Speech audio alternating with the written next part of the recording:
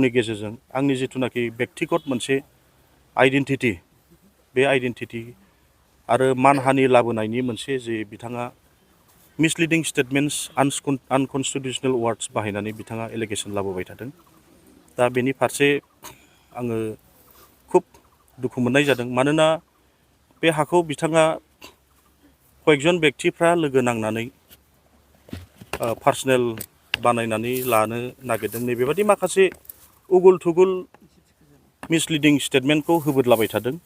नाथाय एक्सुवेल जे नोंथांमोनहाबो बेयाव सरजमिन तदन्त खालामफैनानै नायफैनानै नुबाय बे हाया जोङो बै दाजानानै होनाय कमिटि हिसाबै जोङो बेखौ नारा-नाथा जोङो रायजोनि नामाव बानायनो थाखाय बे दरनै गामिनि रायजोनि नामाव जों बेखौ एलटमेन्ट बानायनो थाखाय जोङो बेखौ प्रसेस्ता खालामबाय थादों।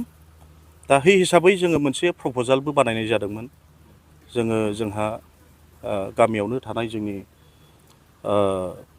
MLA आदा जयन्तनिफ्रायबो जोङो फरवार्डिं लानानै आरो फेरेंगा सारनिफ्रायबो जोङो माखासे लिरनाय फरवार्डिं लानानै जोङो आरो माखासे जे एप्लिकेसन आरो कर्ट एफिडेभिट जे एस पार अफिसियेल रिकुवारमेन्ट्स जे डकुमेन्ट्स नांगौ मोनसे हाखौ मोनसे सरकारि खास हाखौ जायनि दखलाव दं बेखौ एलटमेन्ट खालामनो थाखाय जे सरकारि नियम निति बादियै पेपार कागज बिदों जों बेखौ गासैखौबो थिग थाक खालामनानै जोङो 9 थारिख खालि जोङो अफिसाव साबमिटबो हैनाय जादोंमोन सिडली सार्कोल अफिसाव।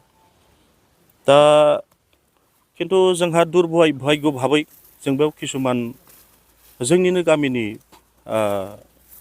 सोमोन्दोआव जोंनिनो बिदा जायो, जोंनिनो बिमायंफोरनि फिसालाफोर।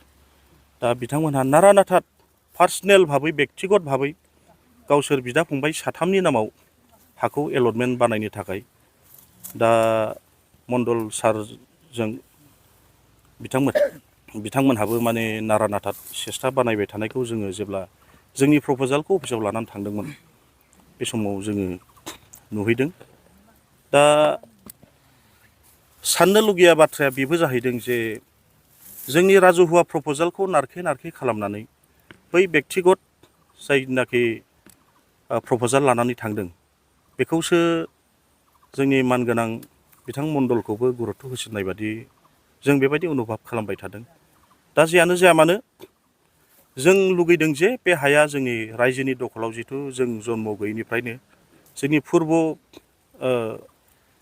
सिगांनिफ्रायनो जिथुनाखि जोंनि आजै आजौनि जुगनिफ्रायनो बेखौ जों दखलाव दोनबोदों। बे जोंनि राजुहुवा भाबैनो थानांगौ, राजुहुवा भाबैनो जानांगौ आरो अफिसियेलि भाबैबो जाहाथे जों बेयाव जोंनि जिथुनाखि हा एलटमेन्टजों सोमोन्दो थानाय जोंनि गोजौ लेभेलनि अफिसार्स बिथांमोन बिसोरनिफ्रायबो जोङो हास्थायगोन जाहाथे बे बेलायाव हाखौ जाहाथे जों रायजोनि नामाव मोननो हायो। मानोना बे हाजों गासिबो जोंनि राजुहुवा भाबै नोंथांमोना नुदों दिनै गासिबो लोब लोब ओंखारबोदों।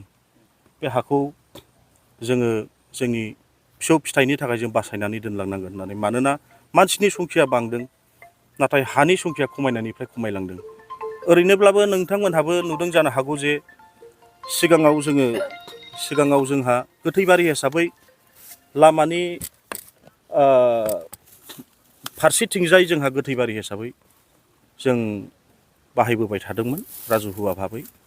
नाथाय बेखौबो जोंहा SSB हेडक्वार्टार केम्प फैनाय लोगो लोगो बेखौबो जों खोमानानै लानांगौ जाहैबाय, SSB सिङाव थांबाय। दा बेखायनो जोङो जिथुनाखि जोंहा ओरैथिंजाय दखल हा दंखायोखा बेहाय जोङो खरलबसेखौ दा राजुहुवा भाबै जों गोथैबारि बानायगासिनो दं। दा नैबे जिथुनाखि जे हाखौ लानानै बेले बेजे जाबाय थादों जों बेखौ गोदोनिफ्रायनो जों जन्म गैयैनिफ्रायनो जिथु जोंहा बेयाव गारजा फुजा, हामबाय फुजा बायदिसिना जोंनि समाजनि एक्टिभिटिसफोरखौ जों बेयाव खुंबोबाय थादों, बानायबोबाय थादों। दा बे हिसाबै जों बेखौ सोरबा बेक्तिनि थाखाय जों बेखौ रायजो हिसाबै हगारनो हाया। बे हाखौ लानानै गासिबो जोंनि दरनै गामिनि मैनागुरि आरो गेवलांगुरिनि गामिनि साफ्रोमबो बेक्तिनि इमसन्स आरो सेन्टिमेन्ट्स बेजों जरित' जानानै दङ, बेजों सिथाबफानानै दङ। दा बयबो हंकित जादों, बयबो गिख्रंथाव जादों जे जेब्ला जोङो मानसिया जोबथा हां बोखांनायनि उनाव जों पार्मानेन्ट उन्दुहैगोन जायगायानो जाहैबाय जोंनि गोथैसालि, जेराव जोंनि आत्माया सिर'सिथायनि थाखाय थाहैगोन, जेराव जों पार्मानेन्ट रेस्ट लाहैगोन। बे हाखौ जुदि जोङो थिग थाक खालामनानै गालांनो हायाब्ला अब्लालाय जों समाजाव थांनानै थानानै माथो मुल्य थाबावो। दा बेखौनो बयबो गिख्रंनाय मोनदों, बयबो हंकित जादों, बयबो असुराक्षित मोनदों। दा बेखायनो जोङो नोंथांमोन मिडिया पार्सन्सफोरखौबो स्पटआव फैनानै जिथु बेखौ सरजमिन तदन्त बानायफैदों, जोङो खोब गोजोननाय मोनदों रायजोनि जानानै। आरो आं बे हा एलटमेन्ट कमिटिनि जानानै जिथुनाखि जोंखौ अफिसियेलि माखासे खामानिफोरखौ सालायलांनो थाखाय कमिटि दाजानानै होनाय, बे कमिटिनि जानानैब्लाबो आङो नोंथांमोनखौ गोजोननाय जासिदों। दा नैबे आंनि एलिगेसन्सनि फारसे आं एसे फैबावनो गोसो जादों। दा आर्टिकोल 21 अफ इन्डियान कनस्टिटिउसननि बायदिब्ला साफ्रोमबो बेक्तिनो इन्डियान कनस्टिटिउसना मोनसे कनस्टिटिउसनेल गेरेन्टि एबा राइट होदों, जे राइट टु लिभ उइथ डिगनिटि। दा जाय बिथां जोंनि सिडली सार्कोलनि लाट मण्डल बिथां जर्ज हाज'वारि बिथाङा जिथुनाखि मोनसे फल्स एलिगेसन आंनि सायाव लाबोदों, दा बिथाङा आंनि निजे बेक्तिगत आइडेन्टिटिनि सायाव एबा आंनि मोनसे मान सन्माननि सायाव जोबोदथार गिदिर आघात बिथाङा लाबोदों। मानो होनब्ला आं दहायनो बुंखादों, आं सासे सादारन सुबुं। आं आसाम गभर्नमेन्टनि आन्दाराव आरो बिटिसि गभर्नमेन्टनि आन्दाराव फिसा मोनसे साख्रि मावसाबनानै आं दङ। आं जेब्लायबो समाजजों गोरोबनानै, रायजोजों गोरोबनानै थाबोनाय सुबुं, फिसा फिसौ समाजनि हाबा मावनानै मोजां मोनग्रा एबा गोजोननाय लानो हाग्रा सुबुं। दा बिथांखौ आङो सानदोंमोन जे मानहानि गुसुर होनो थाखायबो आङो सिन्थाधारा खालामबाय थादोंमोन, खिन्थु आं सानदों मानसि हिसाबै भुल जायो आरो बे भुलखौ क्षेमा होलायनायानो मानसिनि देरसिन धर्म। बे हिसाबै आं सानदों बिथाङाबो जिथु सासे गभर्नमेन्ट एमप्लय, हयथ' आं केसफोर होयोब्ला बिथांनि सार्भिस लाइफआवबो माबा मोनसे उसुबिदा प्रब्लेमफोर फैगोन नामा, बेनि थाखायनो आङो बिथांनि फारसे जिथु आं दुखुजों आङो सानदोंमोनब्लाबो आङो बे डिसिसनखौ आङो ड्रप दोनथ'दों।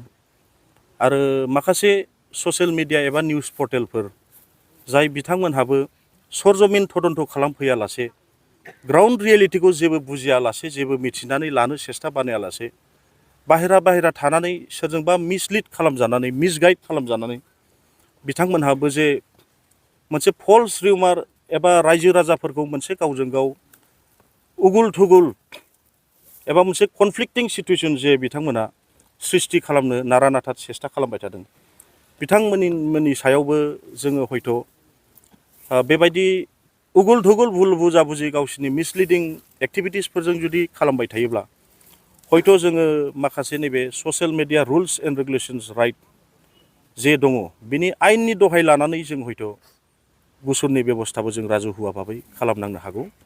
दा बिथांमोनहा जुदि माबाफोर मिथिनो लुगैदोंब्ला, ग्राउन्ड रियेलिटिखौ बुजिनो लुगैदोंब्ला जोंनि रायजो राजाफोर दङ, बिथांमोना फै, मस्ट वेलकाम। 24/7 बिथांमोना फै, जोंनि गामिनि दैदेनगिरिफोरखौ लोगो हमफै, बेक्तिफोरखौ लोगो हमफै, ग्राउन्ड रियेलिटियाव मा जामारदों बेखौ मिथिनानै लाफै।